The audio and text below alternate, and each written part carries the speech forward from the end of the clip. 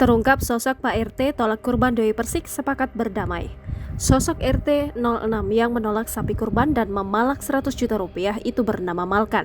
Ketua RT Jalan Lebak Bulus bernama Malkan itu pun diketahui merupakan relawan Capres.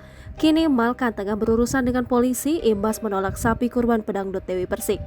Kini konflik pedangdut Dewi Persik dengan Ketua RT 06 Lebak Bulus, Jakarta Selatan, tempat tinggalnya menemui titik terang. Sesuai rencana dan kesepakatan, Dewi Persik dan Ketua RT 6, Malkan, akan bertemu nanti siang pada Kamis 29 Juni 2023 jam 13.00 waktu Indonesia Barat. Kedua belah pihak sepakat menyudahi konflik mengenai hewan kurban yang berujung laporan ke polisi itu.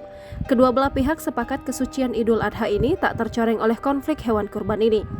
Demikian diungkapkan Abdi, wakil dari Ketua RT 06 Lebak Bulus. Abdi menuturkan kedua belah pihak akan melakukan klarifikasi terkait isu hewan kurban yang saat ini menjadi sorotan.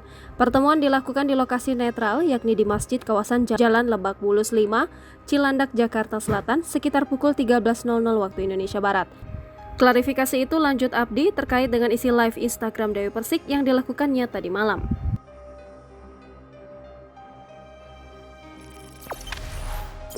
Jangan lupa subscribe, share, komen, dan like ya.